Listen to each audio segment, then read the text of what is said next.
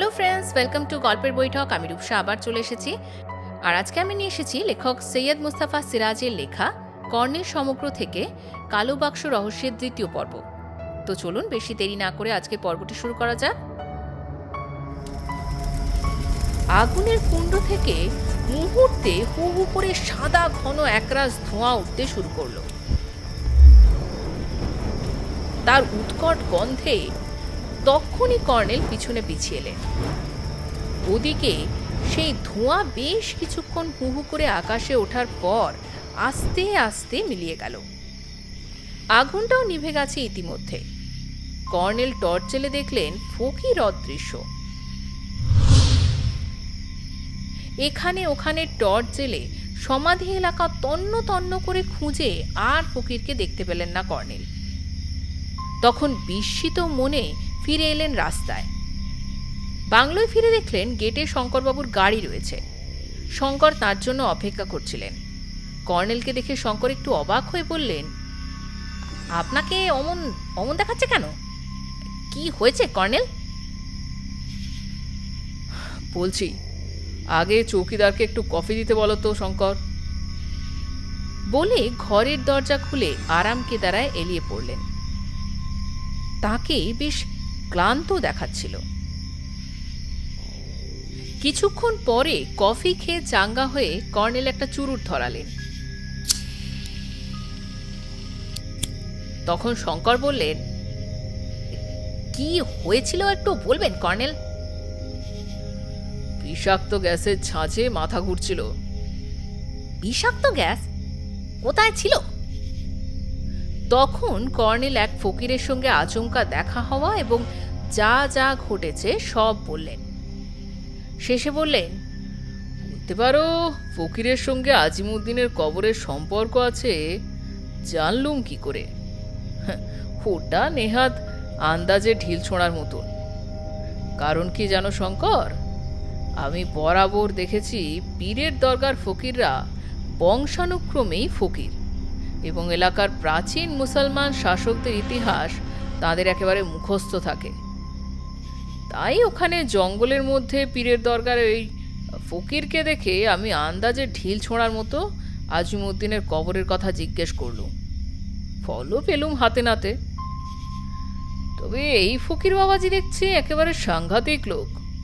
ওর কাছে এরকম একটা পাউডার আছে, তা আগুনে ছুঁড়লে মারাত্মক গ্যাস সৃষ্টি হয়। প্রাচীন হেকিমি শাস্ত্রে এই অদ্ভুত জিনিসটার কথা আমি পড়েছিলাম। এবার আমি স্বচক্ষে দেখলুম। একটা কথা বুঝতে পারছি না কর্নেল, আজিমুদ্দিনের মৃতদেহ যে মমি করা তা জানলেন কিভাবে? অতি সাধারণ বুদ্ধিতে। দেখো শঙ্কর, মানুষের মৃত্যুর পর কয়েকদিনের মধ্যেই চুল খসে যায়। কাজেই চুলের মধ্যে চাবি লুকিয়ে রাখার প্রশ্ন ওঠে তখন যখন কি না চুল খসে আর পড়ার উপায়ও থাকে না, অর্থাৎ চুল শুদ্ধ মৃতদেহ মমি করা হলে তবেই চুলের মধ্যে চিরকালের জন্য চাবি লুকিয়ে রাখা যায়। শঙ্কর বিস্মিতভাবে বললেন, কিন্তু মমি করার প্রথা তো সেই মিশরের লোকেরা ৩-৪ হাজার বছর আগে জানত। 1500 খ্রিস্টাব্দে এদেশে মমি করার কথা তো আগে শুনিনি। না শঙ্কর, ওই প্রচলিত ধারণা একেবারেই ভুল। আমাদের দেশে হিন্দুরা মৃতদেহ পুড়িয়ে ফেলে, কিন্তু মুসলমান ও খ্রিস্টানরা কবরে রাখে। প্রাচীন আমল থেকেই অনেক অভিজাত বংশীয় মুসলমান কিংবা রাজা বাদশাদের মৃতদেহ কবরে দেওয়ার আগে একরকম মশলা মাখানো হতো। এক শ্রেণীর লোক সেই বিদ্যা জানত। তবে মিশরের মমির মতো এসব মমি হাজার হাজার বছর টিকত না। সচরাচর 2 থেকে 500 বছর অন্তত অক্ষত থাকত। কাজেই আজিমুদ্দিনের মৃতদেহ যে মমি করা হয়েছিল তা তো স্বাভাবিক। শঙ্কর বললেন, পুলিশ সুপার অজিতেশের সাহায্যে আমরা প্রকাশ্যে ওই কবর খুঁড়ে দেখতে পারি, কিন্তু ফকিরের কথা সত্যি কিনা। কর্নেল, কালই তাহলে ব্যাপারটা দেখা যাক। না শঙ্কর, কবর প্রকাশ্যে খুঁড়তে গেলে এলাকার মুসলমানরা তাতে হয়তো প্রবল আপত্তি করবেন। স্বধর্মীয়ের মৃতদেহে তারা অন্য ধর্মের লোকেদের হাত ছোঁয়াতে দেবেন না। কাজেই ব্যাপারটা আজ রাতেই গোপনে সেরে ফেলতে হবে। বাংলোয় ফোন রয়েছে। কর্নেল পুলিশ সুপারকে ফোনে কথাটা জানালেন। তারপর ফোন রেখে শঙ্করকে বললেন, অজিতেশ ঘণ্টাখানেক পরেই এসে পড়বে। তা শঙ্কর, শ্রীমান ন্যাড়ার বাবা মা নিশ্চয়ই ভীষণ দুশ্চিন্তায় রয়েছেন। তার বলতে? তুমি কি ওদের সব কথা বলেছ? না, তাহলে তো দিদি জামাইবাবুকে সামলানোই কঠিন হবে। কেউ ন্যাড়াকে আটকে রেখেছে কিংবা আমি সেই উড়ো চিঠি পেয়েছি, এসব কোনো কথা গুণাক করেও তাদের বলিনি। বলেছি যে নিশ্চয়ই কলকাতা বেড়াতে গেছে একা। ও যা খেয়ালি ছেলে, একবার কিন্তু একা কলকাতা পালিয়েছিল জানেন। তাই বুঝি? হ্যাঁ, তবে বড় বুদ্ধিমান ছেলে। খুঁজে খুঁজে আমাদের বাড়িতে ঠিক হাজির হয়েছিল। অথচ কবে সেই 2 বছরের বাচ্চা তখন মায়ের কোলে চেপে এসেছিল। কর্নেলের কান ছিল শঙ্করের কথায়, কিন্তু দৃষ্টি ছিল সামনে ফুলবাগিচার দিকে। হঠাৎ তিনি এক ধাক্কায় শঙ্করকে চেয়ার থেকে ফেলে দিলেন এবং নিজেও শুয়ে পড়লেন। পরক্ষণে প্রচণ্ড শব্দ শোনা গেল গুলি ছোঁড়ার। ঘরের দেয়ালে প্রাকৃতিক দৃশ্যের ছবির কাজ ঝনঝন শব্দে ভেঙে পড়ল। বারুদের কটু গন্ধ ছড়িয়ে পড়ল। বাইরে চৌকিদার চিৎকার করে উঠল, ডাকাত পড়েছে, ডাকাত পড়েছে! এক লাফে কর্নেল উঠে দাঁড়ালেন এবং জানালার পাশে নিজেকে আড়াল করে টর্চ জ্বাললেন। তার অন্য হাতে গুলি ভরা রিভলভার দেখা গেল। কিন্তু তখনই ফের স্তব্ধতা ঘনিয়ে এসেছে। ফুলবাগিচার ওদিকে আর কেউ নেই। চৌকিদার বোধ করে চেঁচিয়ে ওঠার পরই আতঙ্কে চুপ করে গেছে। শঙ্কর মেঝে থেকে উঠে বললেন, আমি কৃতজ্ঞ কর্নেল। আপনি আমাকে ধাক্কা দিয়ে ফেলে না দিলে ওই গুলিটা আমার মাথায় লাগতো। পেছনের ছবিটা চূর্ণ হওয়া দেখেই তা টের পাচ্ছি। কিন্তু ওদের এত সাহস হলো কিভাবে? দুর্বৃত্তদের পক্ষে এমনটা স্বাভাবিক শঙ্কর, কিন্তু আমি একটা কথা ভেবে অবাক হচ্ছি। আততায়ীর গুলির লক্ষ্য ছিল তুমি, অথচ ন্যাড়াকে যারা চুরি করেছে তারা তোমাকে খুন করতে চাইবে কেন? তোমাকে মেরে ফেললে তো বাক্সটা পাবার আশাই আর থাকবে না। কাজেই মনে হচ্ছে এই বাক্স রহস্যের পেছনে আরো একটা দল রয়েছে। তারা আবার কারা? শিগগির সেটা খুঁজে বের করব। এখন বরং ওই খোলা জানালাটা বন্ধ করে দিই। এই শীতে ওটা খোলা রেখেছিলুম বাইরের দিকটায় লক্ষ্য রাখার জন্য। এখন বুঝতে পারছি কাজটা একেবারেই ঠিক করিনি।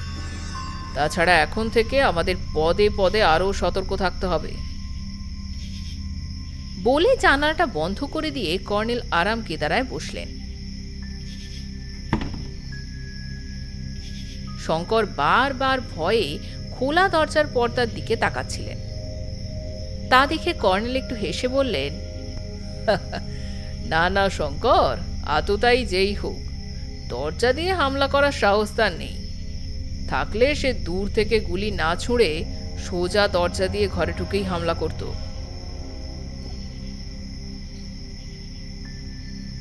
কিছুক্ষণ পরে পুলিশ সুপার অজিতেশ তার দলবল নিয়ে এসে পড়লেন। সব শুনে বললেন, আমারই ভুল হয়েছে। বাংলোটা তখন পাহারার ব্যবস্থা করা জরুরি ছিল। যাই হোক, সে ব্যবস্থা করেছি। এখন চলুন বেরিয়ে পড়া যাক। রাতের অন্ধকারে সবাই মিলে চুপি চুপি বেরিয়ে পড়লেন। সঙ্গে সশস্ত্র পুলিশ দল সতর্কভাবে চলল। রেল লাইন পেরিয়ে সেই পোড়ো মাঠে কিছুটা এগিয়ে ওরা জঙ্গলে ঢুকলেন। তখনও কেউ টর্চ জ্বালেননি। কৃষ্ণপক্ষের রাত, তাতে প্রচণ্ড শীত। কুয়াশার মধ্যে আকাশের নক্ষত্র মিটমিট করে জ্বলছে। স্টেশনের দিকটা ঘন কুয়াশায় ঢাকা, বাতিগুলো আবছা জ্বলছে। বটতলার কাছে গিয়ে কর্নেল থমকে দাঁড়ালেন। দেখা দেখি সবাই দাঁড়িয়ে গেলেন। কর্নেল ফিসফিস করে বললেন, কি একটা শব্দ হচ্ছে যেন। শঙ্কর ও অজিতেশ কান পেতে শুনে বললেন, হ্যাঁ হ্যাঁ। কর্নেল কয়েক পা এগিয়ে গিয়ে তেমনই চাপা পলায় বললেন, একসঙ্গে সব টর্চগুলো জ্বালতে হবে কিন্তু। রেডি, 1 2 3।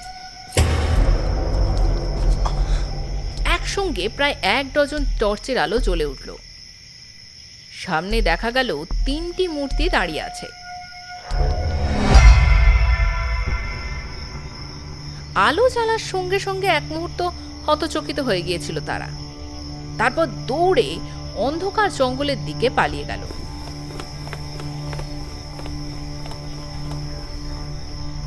গুপ্ত কবরের পাথরের ঢাকনা সরানো হয়েছে। এবার গর্তের ভিতর থেকে এক লাফে একটা লোক প্রায় ডিগবাজি খেয়ে অন্ধকার জঙ্গলে গিয়ে ঢুকল।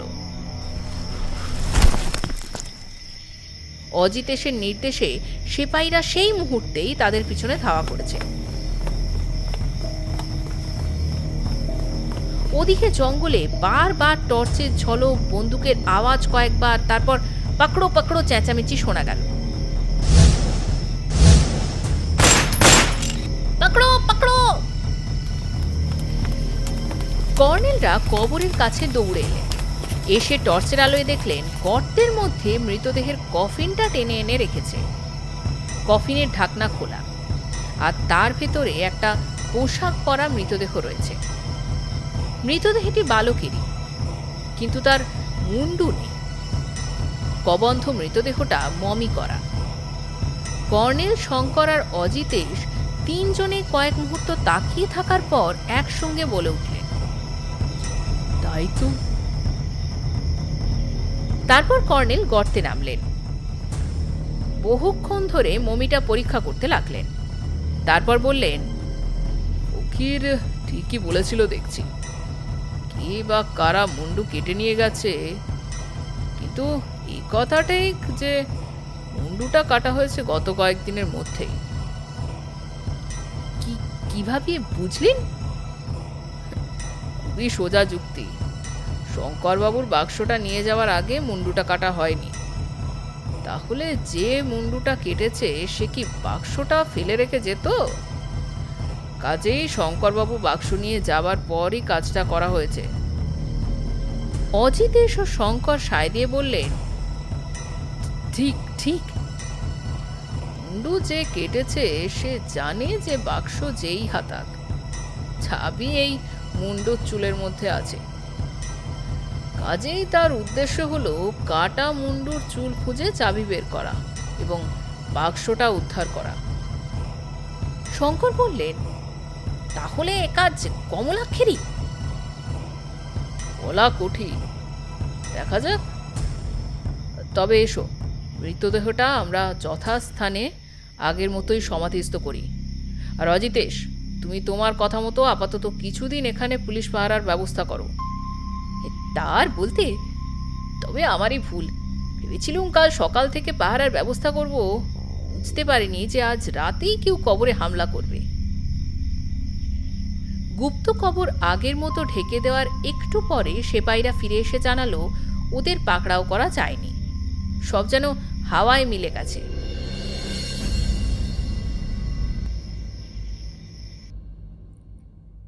নেহাত খিদে সইতে পারে না বলে ন্যাড়া ওদের দেওয়া খাবার খেয়েছে। খাবার সময় অবশ্য হাত পায়ের বাঁধন খুলেই দিয়েছিল মাধব। তবে খুনে ডালকুত্তাটা সারাক্ষণ ঘরের মধ্যে রয়েছে, কুতকুতে চোখে ন্যাড়াকে দেখছে তো দেখছেই। এভাবে একটা দিন একটা রাত কেটে গেল। পরদিন সকালে কমলাক্ষ ঘরে ঢুকে এক গাল হেসে বললেন, বাবা নেড়ু, আজ সন্ধ্যার মধ্যেই তুমি ছাড়া পাবে। তবে সেটা নির্ভর করছে তোমার ছোট মামার ওপরে। সে যদি জায়গা মতো বাক্সটা রেখে যায় তবেই, নইলে। ন্যাড়া ভয়ে ভয়ে জিজ্ঞাসা করল, নইলে কি কি হবে? কমলাক্ষ তার প্যান্টের পকেট থেকে সেই ছুরিটা বের করে বললেন, স্রেফ জবাই হয়ে যাবে, বুঝলে তো? ন্যাড়া আঁতকে উঠে কাঁদো কাঁদো মুখে বলল, কেন কমল কাকু, আমার কি দোষ? তুমি তো যত নষ্টের গোড়া, তুমি না বললে তো শঙ্কর বেটা বাক্সের হদিশটা পেত না। ন্যাড়া মনে মনে বুদ্ধি এঁটে বলল, হ্যাঁ আচ্ছা কমল কাকু, আমি যদি নিজের হাতে ছোট মামাকে লিখে দিই যে বাক্সটা ফেরত দাও, নইলে এরা আমাকে মেরে ফেলবে, তাহলে? কমলাক্ষ খুশি হয়ে বলল, এ তো খুবই ভালো কথা, এই তো চাই। বলেই সে এক টুকরো কাগজ আর ডট পেন এনে দিল। ন্যাড়ার হাতের বাঁধনও খুলে দিয়ে বলল, এবারে ঝটফট লিখে ফেলো দেখি তাহলে। এই সময় মাধব ঘরে ঢুকে ব্যস্তভাবে বলল, সর্বনাশ হয়েছে কমলদা। কমলাক্ষ চমকে উঠে বলল, কি হয়েছে মাধব? এই যে লিটনগঞ্জ থেকে আমার লোক ট্রাঙ্কল করে খবর দিল। মাধব ব্যস্তভাবে বলতে থাকলো, বটতলার কবরে কড়া পাহারা বসিয়েছে পুলিশ। আর তার চেয়েও সাংঘাতিক কথা, আজিমুদ্দিনের মমি করা মরার মুন্ডুটা নাকি কে কেটে নিয়েছে। আমার লোকেরা কবর খুঁড়ে সেটা আবিষ্কার করেছে, কিন্তু হঠাৎই সেই সময় পুলিশ এসে হাজির। কমলাক্ষ ফ্যাল ফ্যাল করে তাকিয়ে বলল, বলো কি মাধব? এই তো সেদিনই কফিন খুলে দেখলো মুন্ডু রয়েছে, হঠাৎ মুন্ডুটা কাটলো কে? আর কেনই বা কেটে নিয়ে গেল? মাধব চাপা গলায় বলল, এ নিশ্চয়ই ওই হাসান ফকিরের কীর্তি। শেষবার বেটা বলেছিল না, কালো বাক্সের চাবি মমি করা লাশের মধ্যেই কোথাও আছে। হ্যাঁ বলেছিল বটে, কিন্তু আমরা তো হাতড়ে দেখেছিলুম, পাই তো নি। এখন মনে হচ্ছে চাবিটা মুন্ডুর মধ্যেই ছিল। কিন্তু কে তাহলে মুন্ডুটা কেটে নিয়ে গেল বলো তো? মাধব একটু ভেবে বলল, সেটা জানতে হলে বেটা হাসান ফকিরকে ধরে আনা দরকার। ওর পাগলামি নিকুচি করেছে। আমি এখনই আমার লোককে ট্রাঙ্কল করে হুকুম দিচ্ছি, ফকিরকে যেভাবে হোক এখানে নিয়ে আসতে হবে। চিন্তিত মুখে কমলাক্ষ বললে, যা করার শিগগির করো। মাধব বেরিয়ে গেল। তখন ন্যাড়া বলল, তাহলে চিঠি লিখি কমল কাকু? হ্যাঁ লেখো। বলে কমলাক্ষ কাগজ কলম এগিয়ে দিলেন। তারপর বললেন, যা বলি তাই লেখো। ন্যাড়া গোটা গোটা হরফে লিখতে থাকলো, ছোট মামা, আজ রাত 12টায় গঙ্গার ধারে খ্রিস্টান কবরখানায় অর্জুন গাছের তলায় কালো বাক্সটা রেখে যাবে। তাহলে আধ ঘন্টা পরে এরা আমাকে তোমার বাড়ির গেটে পৌঁছে দেবে। যদি এ কথা না শোনো, তাহলে এরা আমার মুন্ডুটা কেটে ফেলবে। ইতি ন্যাড়া। চিঠিটা কমলাক্ষ কয়েকবার পড়ার পর ভাঁজ করে পকেটে পুরলেন। তারপর আগের মতো ন্যাড়ার হাত দুটো খাটের দুপাশে পায়ের সঙ্গে বেঁধে রেখে বেরিয়ে গেলেন। ভয়ঙ্কর ডালকুত্তাটা পাহারায় রইল। কিছুক্ষণ পরে হঠাৎ ন্যাড়ার চোখে পড়ল খাটে তার মাথার পাশে বালিশের এক ধারে যেখানে কমলাক্ষ বসেছিলেন, সেখানে কমলাক্ষের সেই ছুরিটা পড়ে আছে। সঙ্গে সঙ্গে ন্যাড়ার চোখ উজ্জ্বল হয়ে উঠল।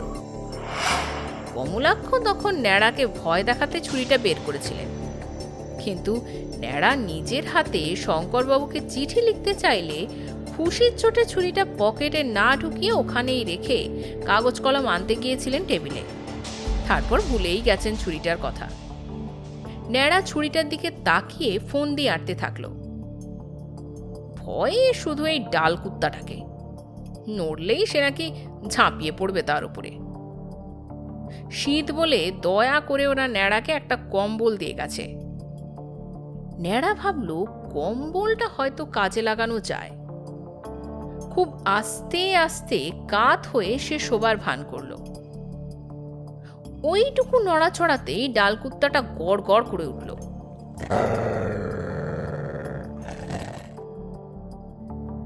কিন্তু সে ন্যাড়ার পায়ের কাছে খাটের পায়ের সঙ্গে শেকলে বাঁধা রয়েছে। চেনটা অবশ্য যথেষ্ট লম্বা। ন্যাড়া কম্বল মুড়ি দিল এবার। কিন্তু এতে ডালকুত্তাটা আপত্তি করল না।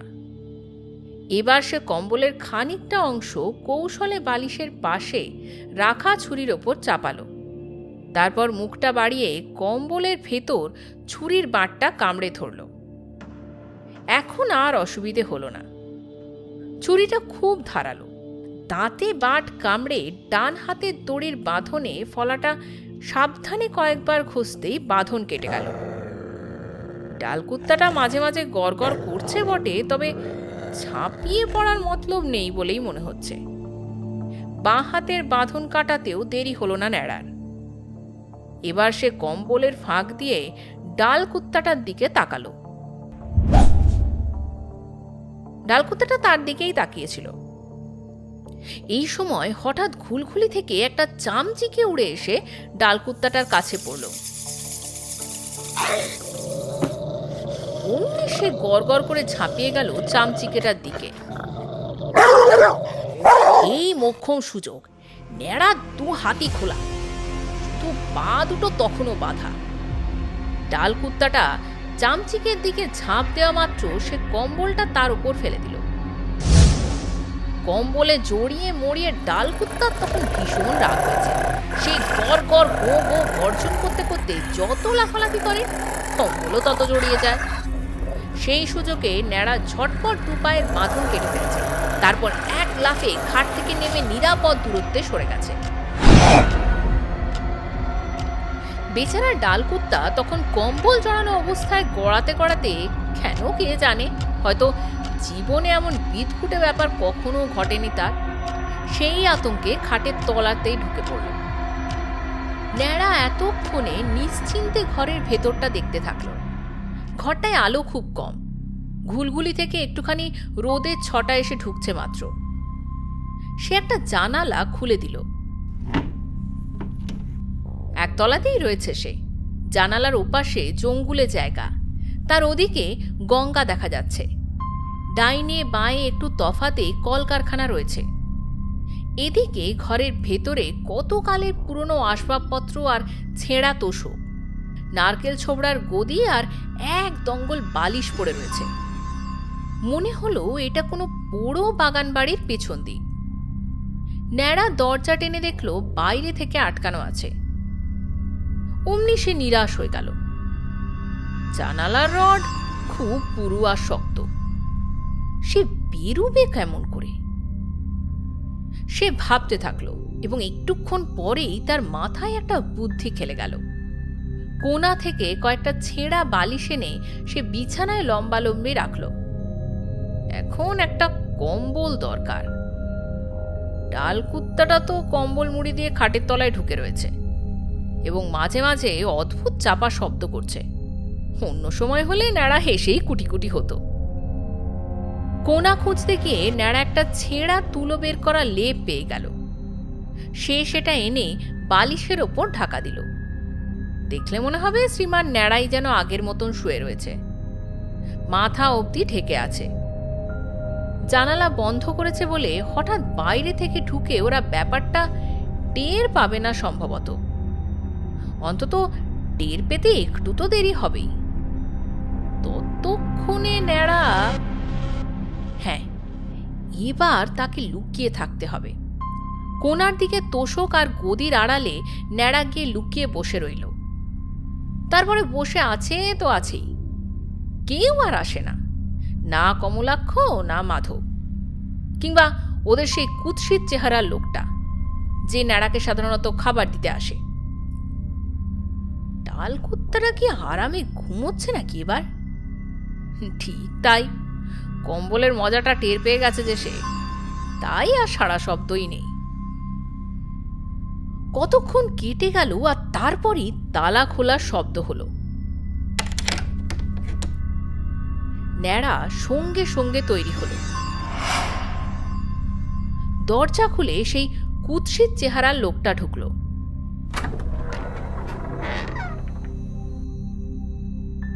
তার হাতে যথারীতি একটা থালা, তাতে ভাত তরকারি রয়েছে।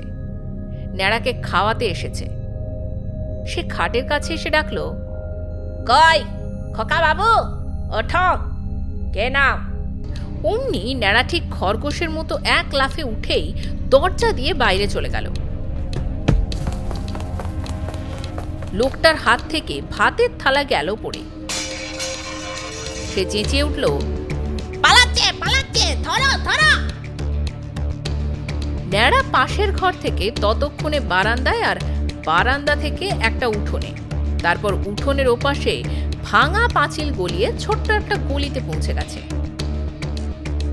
সেখান থেকে সে সোজা দৌড় লাগালো, তারপর একেবারে গঙ্গার ধারে গিয়ে পড়ল। ঘন আগাছার জঙ্গল ওখানটা, তার নিচে অথই জল। ন্যাড়া বুঝতে পারল না যে যাবেটা কোন দিকে। জঙ্গলটা শেষে একটা কারখানার পাঁচিল দেখা যাচ্ছিল। সে মরিয়া হয়ে সেই দিকেই দৌড়ল। এই সময় তার কানে এলো পেছনে কোথাও গড়গড় গর্জন করছে বুঝি সেই হিংস্র ডাল কুত্তাটাই।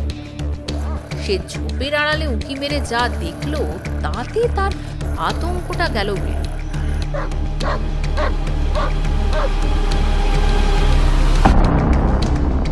সেই কুৎসিত চেহারার লোকটা ডাল কুত্তাটা নিয়ে জঙ্গলে তাকে ঢুঁড়ে বেড়াচ্ছে। ন্যাড়া কারখানার পাঁচিলের কাছে এসে বাঁ দিকে তাকালো। একটা বট গাছের তলায় নৌকো বাঁধা রয়েছে। সে দৌড়ে গিয়ে নৌকোয় উঠল। দুজন লোক, বুড়ো জেলে ও তার ছেলে, সব খাওয়া দাওয়া সেরে বিড়ি টানছিল। অবাক হয়ে ন্যাড়ার দিকে তাকিয়ে রইল। ন্যাড়া ব্যাকুলভাবে বলল, আমাকে বাঁচাও, ডাল কুত্তা নিয়ে ওরা ওরা আমাকে ধরতে এসেছে, আমাকে মেরে ফেলবে। বুড়ো জেলে তীরের আগাছার জঙ্গলটা দেখে নিয়ে ব্যস্তভাবে বলল, খোকা বাবু, তুমি ছইয়ের ভেতরে একটু লুকিয়ে পড়ো, আমি দেখছি। ন্যাড়া ছইয়ের ভেতর গিয়ে লুকিয়ে পড়ল। একটু পরে তীরের দিকে আওয়াজ এলো, অবুড়া, এদিকে কোনো ছেলেকে দেখেছ? বুড়ো মাথা নেড়ে বলল, না কর্তা, দেখিনি তো। তারপর সে তার ছেলেকে ইশারা করলো নৌকোর কাছি খুলতে। নৌকোটা মাঝ গাঙের দিকে এগিয়ে চলল। বুড়ো ছেলেটা একটু হেসে ন্যাড়াকে জিজ্ঞেস করলো, কি হয়েছে বলো তো খোকা বাবু? বলবো, আগে আমাকে দূরে কোনো ঘাটে পৌঁছে দাও। বুড়ো জেলে হাল ধরে বসেছিল। বলল, বুঝেছি, ছেলে ধরার পাল্লায় পড়েছিলে তো। আজকাল ছেলে ধরার বড় উৎপাত হয়েছে। ন্যাড়া ছইয়ের ভেতর নিরাপদে বসে দেখতে পাচ্ছিল কমলাক্ষর লোকটা তখনও আগাছার জঙ্গল ঢুঁড়ে হন্যে হচ্ছে। লিটনগঞ্জের ডাকবাংলায় তখন কর্নেল শঙ্কর অজিতেশ গম্ভীর মুখে আলোচনা করছিলেন। ন্যাড়াকে বাঁচাতে হলে আজই রাতে বিটি রোডের ধারে খ্রিস্টান কবরখানার কাছে কালো বাক্সটা রেখে আসতে হবে। একটু আগেই শঙ্করের কাছে কলকাতা থেকে হারাধন ট্রাঙ্ক কল করেছে। শঙ্কর তাকে জানিয়েছিলেন যে কোনো নতুন ঘটনা ঘটলে যেন তক্ষুনি লিটনগঞ্জের ডাকবাংলোয় ফোন করে। হারাধন জানিয়েছে কিছুক্ষণ আগে একটা উড়ো চিঠি কেউ গেটের লেটার বক্সে রেখে গেছে। চিঠিটা নাকি শ্রীমান ন্যাড়াই লিখেছে। অজিতেশ পরামর্শ দিলেন যে লালবাজার থেকে পুলিশ বাহিনী নিয়ে কবরখানাটা ঘিরে ফেলার ব্যবস্থা করতে হবে। উনি ফোন করে লালবাজার গোয়েন্দা বিভাগে সে কথা জানাবেন। তাছাড়া কর্নেলেরও প্রভাব আছে পুলিশ মহলে। কিন্তু শঙ্করের তাতে আবার ঘোর আপত্তি, কারণ ওরা অতি ধূর্ত।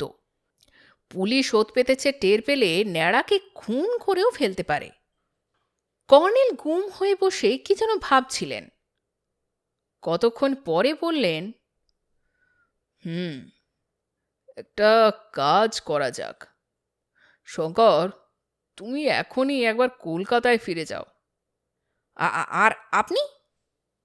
আমি বরং বিকেলের ট্রেনে ফিরব। ততক্ষণে একটা কাজ সেরে নিতে চাই এখানে। কিন্তু কর্নেল বাধা দিয়ে একটা হাত তুলে শঙ্করকে আশ্বস্ত করার ভঙ্গিতে বললেন, আশঙ্কার কারণ নেই। আমার এখনও ধারণা ন্যাড়া বাবাজিকে ওরা প্রাণে মারবে না, কারণ তাহলে বাক্স পাবার কোনো আশাই যে থাকবে না। তাই বলছি, তুমি ফিরে গিয়ে তোমার শোবার ঘরে ওই রহস্যময় জিনিসটি পাহারা দাও। আমি ঠিক সময়ে ফিরবো এবং তোমাকে দর্শন দেব। শঙ্কর একটু চমকে উঠে বললেন, তাহলে আপনি কি সন্দেহ করছেন আমার বেডরুমে ওরা হানা দিতে পারে? বিচিত্র নয়। ওই গুপ্তধনের হদিশ আমি ছাড়া কেউ জানে না। তবুও সাবধানের তো মার নেই। ওরা ক্রমশ মরিয়া হয়ে উঠছে। তোমার লোকেদেরও হাত করার চেষ্টা করবে হয়তো। কর্নেল, আমার লোকেরা কিন্তু খুব বিশ্বাসী। শঙ্কর, টাকা এমন জিনিস যে অসম্ভবকেও সম্ভব করে। তাছাড়া আজকাল মানুষের নৈতিক চরিত্র খুবই ঠুনকো হয়ে যাচ্ছে দিনে দিনে। লোভ মানুষের আত্মাকে গ্রাস করছে। তাই বলছি, তোমার এখনই ওই বাড়িতে ফিরে যাওয়া উচিত। অজিত এসো সায় দিয়ে বললেন, কর্নেল ঠিকই বলেছেন, কিন্তু শঙ্কর, তুমি বরং চাইলে কলকাতায় লালবাজার গোয়েন্দা বিভাগকে তোমার বাড়ির দিকে নজর রাখতে অনুরোধ করতে পারি। শঙ্কর কিছু বলার আগেই কর্নেল বললেন, ঠিক ঠিক অজিতেশ, তুমি এখনই সে ব্যবস্থা করো। বরং শঙ্কর পৌঁছবার আগেই গোয়েন্দা পুলিশ ছদ্মবেশে শঙ্করের বাড়ি পাহারা দিক। তুমি ওদের বলে দাও যে সন্দেহজনক কোনো জিনিস বাড়ি থেকে কেউ নিয়ে বেরোলেই যেন তাকে পাকড়াও করা হয়। শঙ্কর তক্ষুনি বেরিয়ে গেলেন। ন্যাড়াদের বাড়ি গিয়ে তাদের আশ্বাস দিয়ে কলকাতা রওনা হবেন। মোটর গাড়িতে পৌঁছতে ঘন্টা চারেক লাগবে বড়জোর। একটু পরে অজিত এসো চলে গেলেন। কর্নেল বারান্দায় এসে বসলেন একা। আজিমউদ্দিনের মমির কথা ভাবছিলেন তিনি। হতভাগ্য বালক, তার নির্বোধ জায়গিরদার পিতা ভদ্রলোক যদি না অত্যাশ্চর্য বহুমূল্য রত্ন তার কবরে রাখতেন, তার মৃতদেহের এই অসম্মানটা ঘটত না। না জানি কত স্নেহে লালিত হয়েছিল ওই বালক। জীবিত অবস্থায় তার গায়ে এতটুকু আঘাত করারও কারোর ক্ষমতা ছিল না, অথচ মৃত্যুর পর তার মাথাটাই কাটা গেল। মানুষের লোভ যে এত পৈশাচিক হতে পারে যে মৃতদেহ আঘাতে তার হাত কাঁপে না। কর্নেল মনশ্চক্ষে যেন বালক আজিমউদ্দিনকে দেখছিলেন। মন মমতায় কোমল হয়ে উঠছিল। কি জানে কোন দুরারোগ্য ব্যাধিতে ভুগে 500 বছর আগে ছেলেটি অকাল মৃত্যুর কোলে ঢলে পড়েছিল।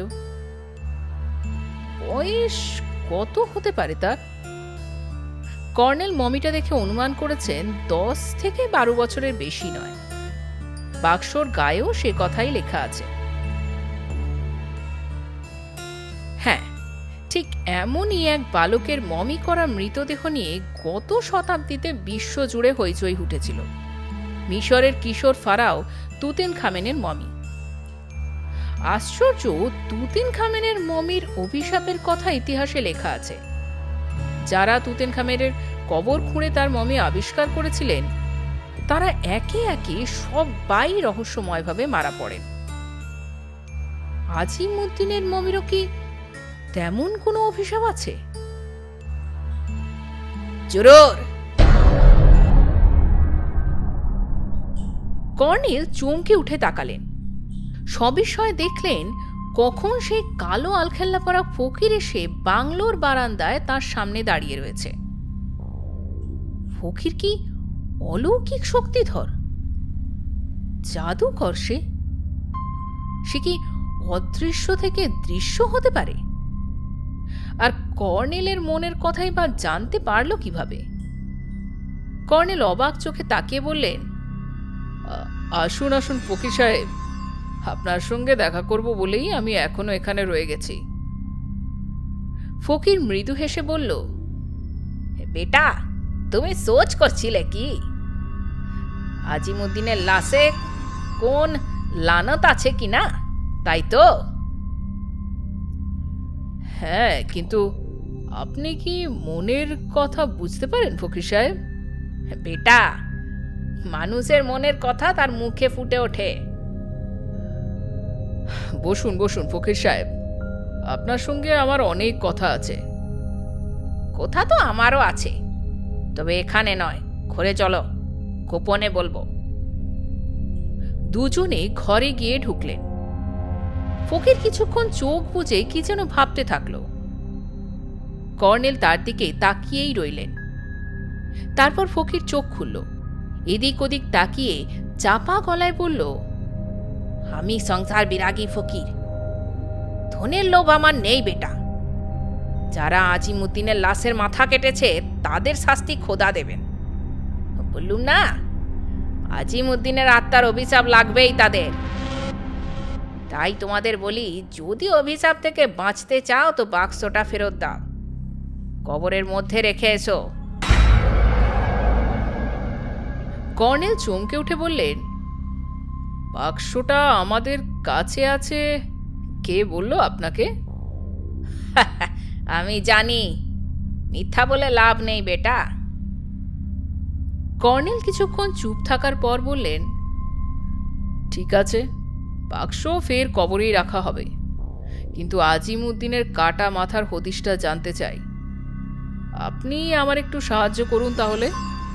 জরুর, বলো কি সাহায্য চাও। আপনি কোন কোন লোককে এ পর্যন্ত ওই আজিমুদ্দিনের কবরের বাক্স এবং তার চাবির কথা বলেছেন? আগে সব কথা জানতে চাই।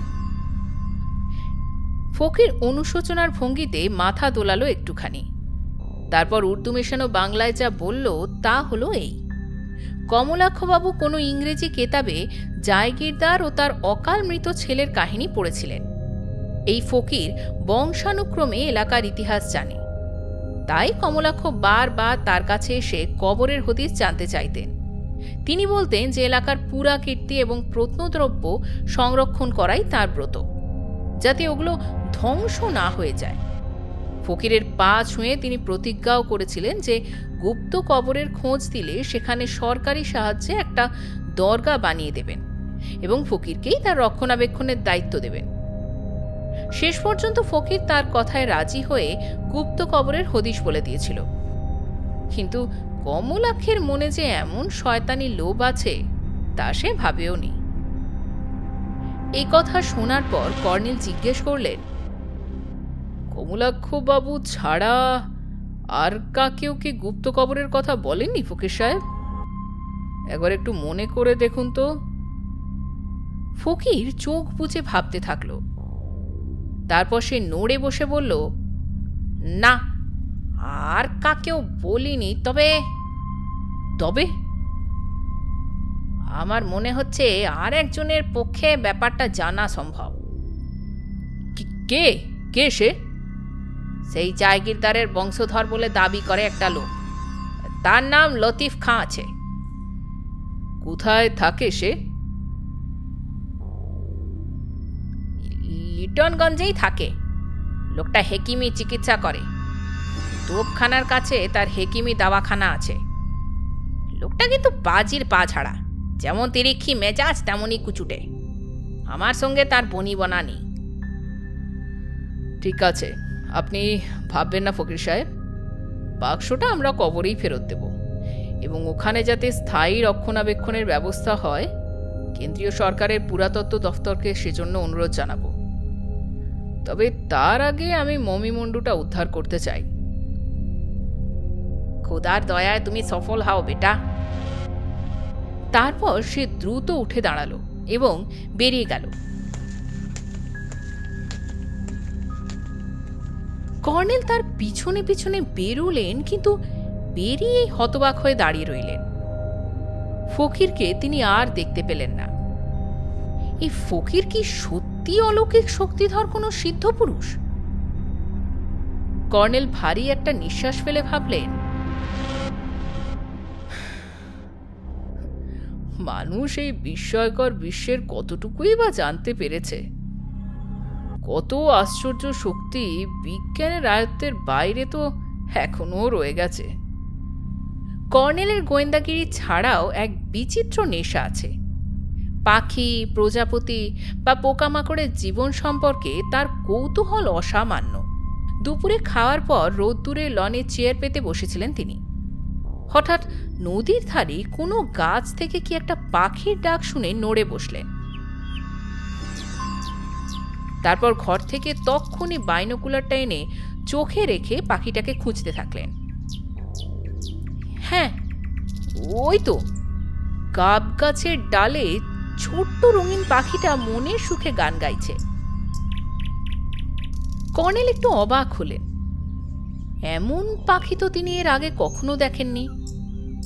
কিতাবে পড়েছিলেন বটে, এই দুর্লভ প্রজাতির পাখির একটা ছবি তুলে রাখা দরকার। তিনি দৌড়ে ঘরে গেলেন ফের ক্যামেরা আনতে, কিন্তু সেই সময় ফোনটা বেজে উঠল।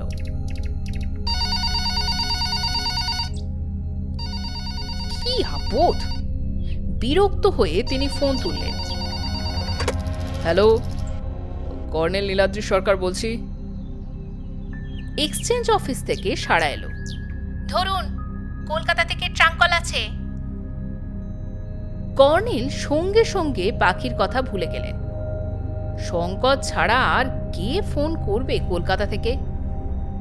কোনো গন্ডগোল হয়নি তো? একটু পরে শঙ্করের কণ্ঠস্বর শোনা গেল। কর্নেল, কর্নেল, যা বলছিলেন তাই হয়েছে। বাক্স বাক্স উদাও। সে কি?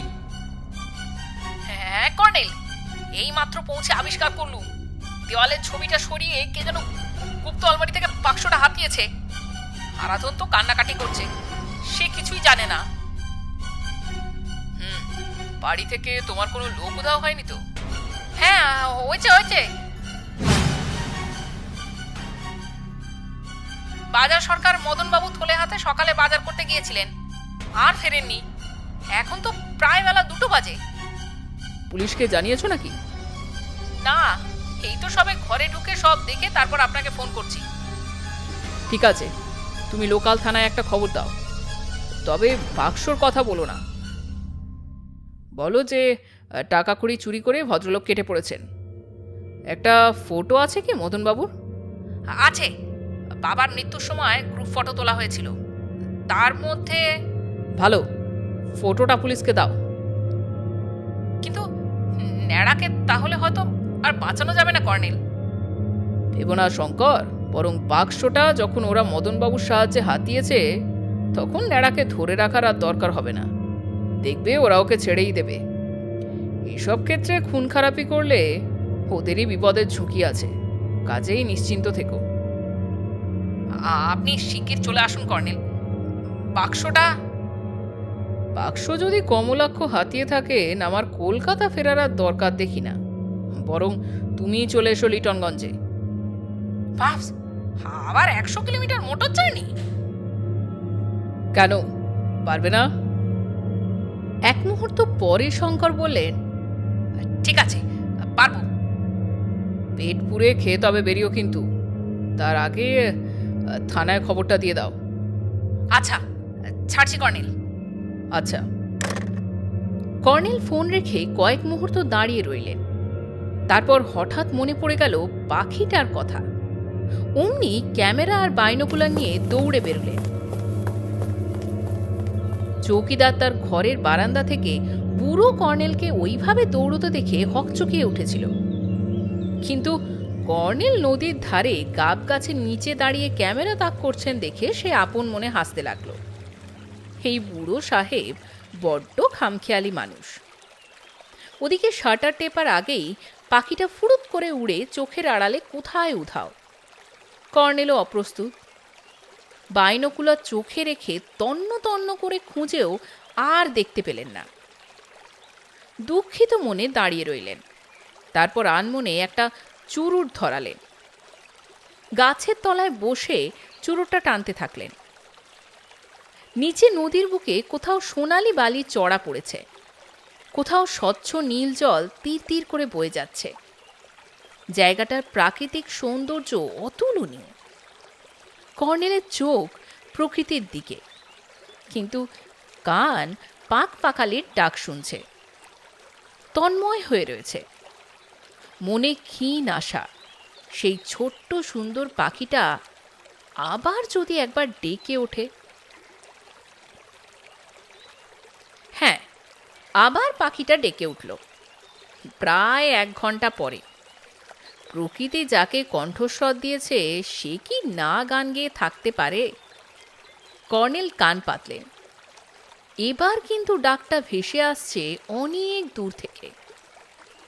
কতক্ষণ ঠাহর করার পর বুঝলেন যে কখন পাখিটা নদী পেরিয়ে ওপারে চলে গেছে। ওপারে ঘন বাঁশবন। বাঁশবনের ভেতর সে নিরিবিলিতে মনের সুখে গান ধরেছে। কর্নেল বাইনোকুলার চোখে রেখে নদীতে নামলেন। এসব সময় তার পা কোথায় পড়ছে খেয়ালই থাকে না। জায়গায় জায়গায় সোনালি বালির চড়া, আবার কোথাও ঝিরঝিরে কাজল জলের স্রোত, আবার কোথাও ডোবার মতো জল জমে রয়েছে। আচমকা কর্নেল তেমনই একটি ডোবা মতো জায়গায় হুড়মুড় করে পড়লেন। কোমর অবধি ডুবে গেল। এই শীতের ঋতুতে ব্যাপারটা মোটেই আরামদায়ক নয়। ঠকঠক করে কাঁপতে কাঁপতে উঠে পড়লেন বটে, কিন্তু চোখে বাইনোকুলারটা রয়েই গেল। এমনি করে ওপারে পৌঁছে কাঁটা ঝোপের ভেতর দিয়ে বাঁশবনে গিয়ে ঢুকলেন। তারপর ক্যামেরা তাক করে পাখিটার ছবি তুললেন, পরপর কয়েকটা। তারপরই পাখিটা যেন টের পেল যে তার ছবি তোলা হচ্ছে। অমনি সেও ফুরুত করে উড়ে গেল বাঁশবনের ওপর দিয়ে। তাকে লক্ষ্য করতে গিয়ে কর্নেলের চোখে পড়ল একটু তফাতে ঝোপের মধ্যে এইমাত্র কেউ হেঁট হলো। তার মাথার একটা কিম্ভূত করণের ছুঁচলো টুপি রয়েছে। টুপি পরে ঝোপের মধ্যে হেঁট হওয়াটা স্বাভাবিক ব্যাপার তো মোটেও নয়। তাই কর্নেল পা টিপে টিপে বাঁশবনের ভেতর ঝোপঝাড়ের আড়ালে চলতে থাকলেন। ভেজা প্যান্ট শার্ট কোটে কোমর অবধি হিমে জমে অবশ হয়ে গেছে, কিন্তু কর্নেল এ বয়সেও হাড়ে প্রচুর তাকত রাখেন। গ্রাহ্যই করলেন না। বাঁশবনের শেষে একটা আগাছার জঙ্গল। তার ওপাশটা মুসলিমদের গোরস্থান বলে মনে হয়। একটা উঁচু ও চওড়া ঝোপের পাশে উঁকি মেরে বসে পড়ল কর্নেল। একটা ঢ্যাঙা রোগা গড়নের লোক হাঁটু দুমড়ে বসে কিছু একটা করছে। তার মাথার ছুঁচলো টুপিটার মতোই চেহারাটাও বিদঘুটে, যেন হাড় গিলে শকুন একটা। নাকটা বেজায় লম্বা, গাল বলতে কিছুই নেই। চিবুক থেকে লম্বা এক চিলতে ছাগল দাঁড়িয়ে এসে বুকে নেমেছে। তার পরনে ময়লা জোকারের মতো জামা আর চোস্ত পাজামা, পায়ে নাগরা জুতো, কাঁধে একটা ব্যাগ ঝুলছে। 2 হাতে একটা খুরপি ধরে সে মাটি কোপাচ্ছে। কর্নেল সামান্য একটু মাথা উঁচু করে যা দেখলেন তাতে যত অবাক হলেন ততই আতঙ্কে শিউরে উঠলেন। লোকটা যেখানটায় কোপাচ্ছে সেখানটা একটা মাটির কবরের অংশ। কবরটা গ্রামের কোনো সাধারণ মানুষেরই কবর, তত বেশি পুরনো নয়। কিন্তু কবর খুঁড়ছে কেন লোকটা? ও কি কঙ্কালটা চুরি করতে চায়? কঙ্কাল গোপনে বিক্রি হয় বটে, চিকিৎসাবিদ্যার প্রয়োজনে কঙ্কাল লাগে। চোরা বাজারে তাই দেশ বিদেশের কঙ্কাল বিক্রিও হয় মোটা টাকায়।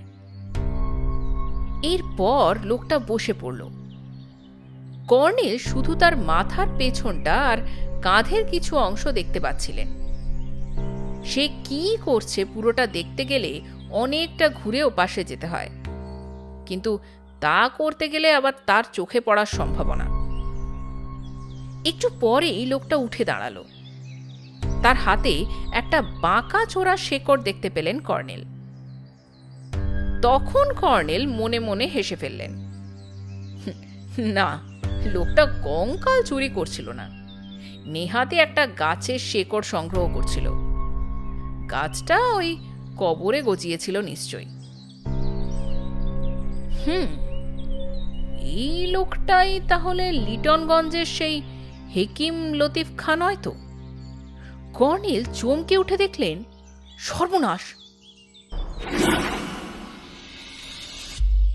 লোকটা হনহন করে তার ঝোপটার দিকে এগিয়ে আসছে। সরে পড়ার ফুরসত পেলেন না কর্নেল। সে ঝোপ ঠেলে হুড়মুড় করে এসে একেবারে তার গায়ের ওপর পড়ল।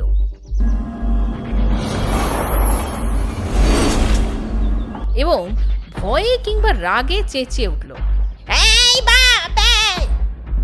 কর্নেল অপ্রস্তুত হেসে উঠে দাঁড়ালেন। তারপর আদাব ঠুকে সসম্ভ্রমে বললেন, সেলাম হাকিম সাহেব, সেলাম, বহুত সেলাম। হ্যাঁ, লোকটা হেকিম লতিফ খাঁই বটে। ভুরু কুঁচকে বলল, আপনি কে আছেন? এই জঙ্গলে কি করছেন? কর্নেল বাইনোকুলার ও ক্যামেরা দেখিয়ে বিনীতভাবে বললেন, আমি ওই পাকপাকালির ছবি তুলতে বেরিয়েছি হেকিম সাহেব। ওই ডালে একটা পাখি বসেছিল, তার ছবি তুলছিলাম। আপনি তো বুঝতেই পারছেন, পাখির ছবি তুলতে হলে চুপি চুপি এইভাবে গা ঢাকা দিয়েই বসতে হয়। হেকিম এবার দাঁত বের করে হাসল। আপনারা ইউরোপিয়ান সাহাব আদমির এইসব খেল আছে বটে। একবার এক সাহাব লোক এসে ঠিক এমনি করে জঙ্গলে ঘুরে বেড়াতো, আমি দেখেছে। তবে আপকা মাফিক বাংলা বলি সে বলতে পারতো না। কর্নেল বুঝলেন যে তার চেহারা দেখে হেকিম খাঁটি ইউরোপবাসী বলে ভুল করছে। এটা স্বাভাবিক, এই ভুল তাকে দেখে সবাই করে। যাই হোক, এই সুযোগে তিনি ইউরোপীয় হয়ে গেলেই মঙ্গল। বললেন, জি হ্যাঁ হাকিম সাহেব, আমি বাংলা মুল্লুকে অনেক বছর আছি কিনা, তবে উর্দুও বলতে পারি। এরপর দুজন উর্দু ভাষায় কথা বলতে বলতে নদীতে নামলেন। সে কথাবার্তা হলো অনেকটা এই রকম, আমি যে হেকিম তা বুঝলেন কিভাবে? কেন, আপনার হাতে ওই গাছের শিকড় আর ওই খুরপি? ঠিক ঠিক। তাছাড়া এখানে এসে আপনার কত নাম শুনেছি। আপনার দাওয়াই খেলে তো নাকি মরাও উঠে বসে। তা মা বাবা আর খোদার দয়ায় ওই কাজটা আমি ভালোই পারি। দেখুন হেকিম সাহেব, আমার কোমরে প্রায় খুব ব্যথা হয়, একটু দাওয়াই দেবেন? নিশ্চয়ই দেব, ওই তো আমার কাজ। তবে আমার দাওয়াখানায় যেতে হবে যে। তাই যাব, তবে দয়া করে আসুন, ওই বাংলোয় আমি যাচ্ছি, একটু চা খেয়ে যাবেন। বেশ তো, চলুন। নদী পেরিয়ে দুজনে বাংলোয় পৌঁছলেন। কর্নেল চৌকিদারকে চায়ের আদেশ দিয়ে তারপর ঘরে ঢুকে মুখোমুখি বসলেন। ফকির বলেছিল যে হেকিম লতিফ খাঁ নাকি বদমেজাজি লোক, কিন্তু তাকে মোটেও তেমন মনে হলো না কর্নেলের। ভদ্রলোকটি যে ভদ্রবংশীয় তা তার আদব কায়দা আর কথার ভঙ্গিতেই বোঝা যাচ্ছে। কথায় কথায় কর্নেল একসময় বলল, আচ্ছা হাকিম সাহেব, শুনেছি এখানে নাকি এক মস্ত জায়গিরদার ছিলেন, আপনি তারই বংশধর? লতিফ খাঁ মাথা উঁচু করে বলল, আপনি ঠিকই শুনেছেন। আচ্ছা খাঁ সাহেব, ইতিহাসের কেতাবে পড়েছিলাম যে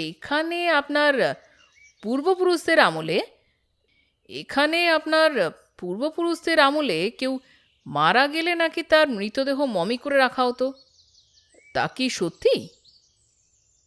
হেকিম দীর্ঘশ্বাস ফেলে বলল, কিছুটা সত্যি। আপনি বিদেশি, আজ আছেন কাল নেই, তাই সে গোপন কাহিনী আপনাকে বলছি। বলেই হাকিম লতিফ খাঁ এই কাহিনী শোনাল। আজ থেকে প্রায় 500 বছর আগের কথা। জায়গিরদার মঈনুদ্দিন শাহ আলতামাসের মনে সুখ ছিল না, কারণ তার কোনো পুত্র সন্তান নেই। তাই তিনি আরব ও পারস্যের নানা মুসলিম তীর্থে ফকির ও অলৌকিক শক্তিধর সাধকের কাছে পুত্র কামনায় হন্যে হয়ে ঘুরে বেড়াচ্ছিলেন। অবশেষে খোঁজ পেলেন মিশর দেশের এক সাধক আজম শাহের কাছে গেলে নাকি তার মনস্কামনা পূর্ণ হতে পারে। মঈনুদ্দিন তখনই মিশরে গিয়ে সেই সাধকের শরণাপন্ন হলেন। অনেক কাকুতি মিনতির পর আজম শাহ বললেন, ঠিক আছে, আজ রাত দুপুরে তুমি আমার আস্তানায় একা এসো, তোমাকে আমি একটা অত্যাশ্চর্য জিনিস দেব। সেটা নিয়ে গিয়ে তুমি ও তোমার স্ত্রী ধুয়ে জল খাবে, তাহলেই তোমাদের পুত্রলাভ হবে। কিন্তু সাবধান, এই জিনিসটি একটি অপার্থিব রত্ন বিশেষ। একটি কৃষ্ণবর্ণ ধাতু নির্মিত ছোট পেটিকার মধ্যে এটা রেখে দেবে। আর দেখো, মানুষ মরণশীল প্রাণী, তোমার পুত্রও একদিন মারা যাবে। তার যখনই মৃত্যু হোক, তার কবরের মধ্যে ওই রত্ন সমন্বিত পেটিকাটিও অবশ্যই সমাহিত করতে হবে, নতুবা সাংঘাতিক বিপদ ঘটবে। মঈনুদ্দিন সেই অত্যাশ্চর্য কৃষ্ণবর্ণ রত্ন পেটিকা নিয়ে দেশে ফিরলেন। সাধক তাকে পেটিকার চাবি দিয়েছিলেন। চাবির সাহায্যে পেটিকা খুলে রত্নটি বের করে ধুয়ে স্বামী স্ত্রী মিলে সেই জল পান করলেন। পরবৎসরই তার পুত্রলাভ হল। সাধকের নাম অনুসারে তার নাম রাখলেন আজিমউদ্দিন। কিন্তু দুঃখের কথা, 12 বছর বয়সে সেই সুন্দর ছেলেটি এক অজ্ঞাত ব্যাধিতে মারা পড়ল। শোকে ভেঙে পড়লেন মঈনুদ্দিন। তিনি মিশরে গিয়ে ওই সময় একজন কারিগরের খোঁজ পেয়েছিলেন, যে মৃতদেহ মমি করতে জানত। তাকে তিনি খেয়াল বশে সঙ্গে করে এনেছিলেন। আজিমউদ্দিনের মৃতদেহ মমি করার ইচ্ছে হল হতভাগ্য পিতার। মিশরবাসী সেই লোকটি তার আদেশ পালন করল। কিন্তু সাধক আজম শাহের নির্দেশে সেই রত্ন পেটিকা কবরেই রাখতে হবে। সাধারণ কবরে রাখলে তা চুরি যাবার আশঙ্কা ছিল, কারণ এই আজব পেটিকা ও রত্নের কথা ততদিনে রটে গিয়েছিল। তাই ভূগর্ভে গোপন কবর দেওয়া হলো আজিমউদ্দিনকে। রত্নপেটিকাটিও তার কবরের মধ্যেই রাখা হলো। হেকিম লতিফ খাঁ চুপ করলে কর্নেল বললেন, তারপর?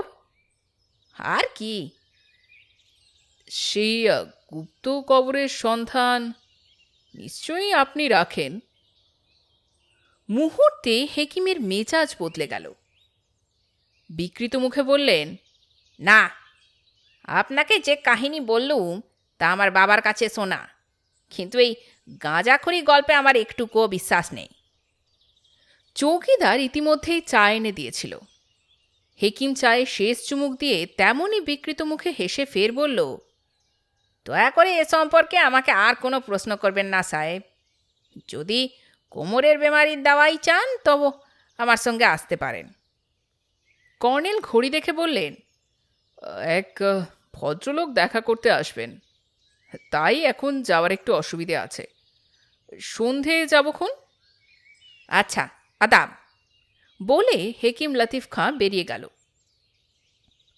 কর্নেল অবাক হয়ে বসে রইলেন। মমি করার ব্যাপারটা হাকিম কিছুটা সত্যি বলে স্বীকার করল, কিন্তু বাকিটা গাঁজাখুরি বলে উড়িয়ে দিল কেন? অথচ আজিমউদ্দিনের কবরে সত্যি একটা অদ্ভুত ধাতুতে তৈরি কালো পেটিকা পাওয়া গেছে এবং সেটা কর্নেল স্বচক্ষেই দেখেছেন। কর্নেল আগাগোড়া ব্যাপারটা ভাবতে থাকলেন। ঘণ্টা 2 পরে ফোন বাজল। কর্নেল ফোন তুলে বললেন, হ্যালো, কর্নেল বলছি। কর্নেল, আমি অজিতেশ। কি খবর ডার্লিং? খবর সাংঘাতিক। একটু আগে তোপখানার কাছে পুরো একটা বাড়িতে একটা লাশ পাওয়া গেছে। টাটকা খুন। তাকে ছোড়া মেরে কেউ পালিয়েছে। নিহত লোকটা কে? কে অজিতেশ? শঙ্করবাবুর সেই বাজার সরকার। কারণ তার পকেটে তার নাম ঠিকানা লেখা একটা পোস্ট কার্ড পাওয়া গেছে। ঠিকানায় কেয়ার অফ শঙ্করবাবুর নাম রয়েছে। আমি যাচ্ছি, বলেই কর্নেল ফোনটা রেখে দিলেন।